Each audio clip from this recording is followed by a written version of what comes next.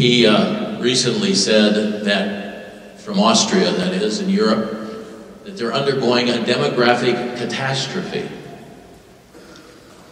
that they're committing suicide, literally, with their low birth rates. Got the two mixed up. Or how about Pope Benedict XVI's recent trip to Africa, when he talked about the association of the use of condoms to the increase in HIV and AIDS. And everybody said, no, he's wrong, that can't be, this is what actually halts the problem of AIDS. But there's good data to show that the only programs in Africa that have shown a good decline in the incidence of AIDS are those where they have installed or implemented programs where casual sex and premarital sex have been decreased significantly.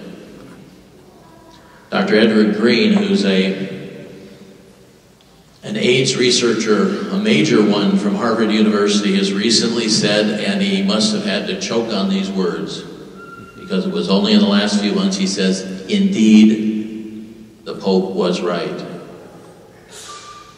So it's something to think about as we go about our day in, day out activities of what the church is all about and what the church has given to us.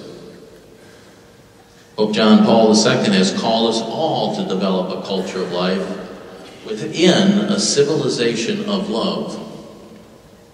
Those words, even, are dramatic and revolutionary in their own way.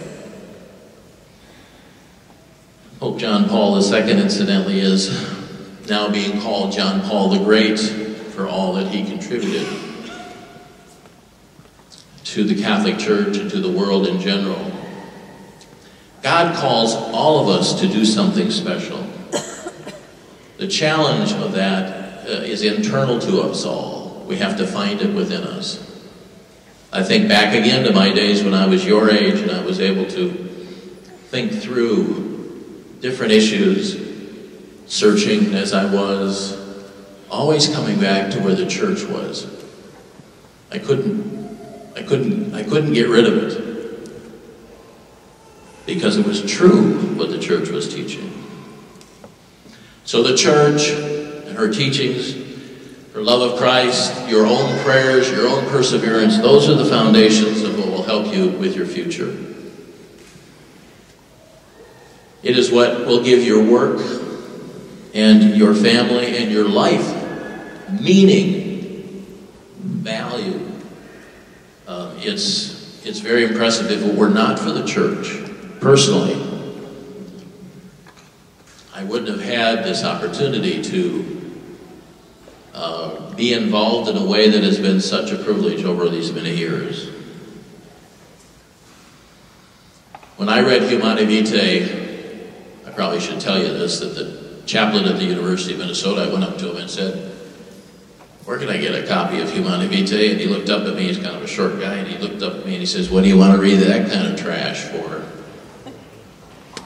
Of course, that made me all the more wanting to get a copy of it and read it. But with prayer and with understanding and perseverance, you will find your call. It is waiting for you. It's waiting for everybody, every young person, as they go through their life. Excellence can be obtained if you care more about others than what others would think is wise, when you risk more than others, when others think is safe, when you dream more than others than they think is practical, when they expect more than others that they think is possible. Indeed, to step out and to become a member of the culture of life, and I'm not talking about just membership really, I'm talking about leadership, becoming a part of the solution and no longer being a part of the problem. It won't be necessarily easy for you, and I'm not here to tell you that it is, but what I will tell you is that it's extraordinarily satisfying, peaceful. It helps you as an individual and as you as a person to seek and see real meaning in your life. I see way too many young people today struggling to find that meaning. They're looking in all the wrong places. And our culture leads them to those places.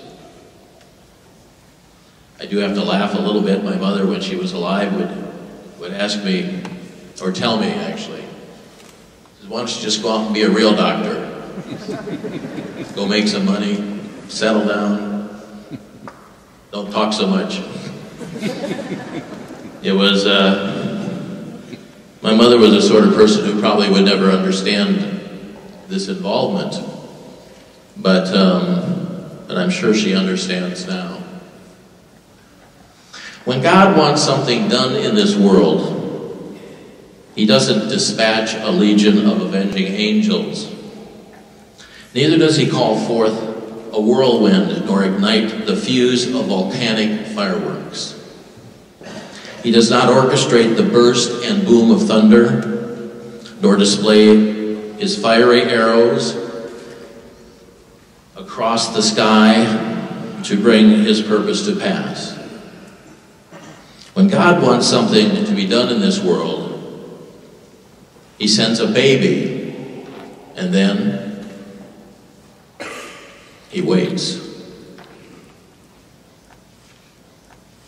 And you are this generation's babies. Gotta take that into context. You're in adulthood now. You were born a while back. But when God wants something done, He sees that you go about and do it. So, God is waiting for all of you to hold and take hold of your future, to respond to His call, to be a part of the solution, not a part of the problem, to be a part of the culture of life, to see to it that the culture of life is once again reignited. And not only the United States of America, but all of the Western world. We desperately need this. And it is the main issue confronting us, I think, today. And I pray that God will always be with you and go with you in a very, very special way as you go about your activities and you challenge the culture and you stand up for what you believe in and always stand for truth. Thank you very much.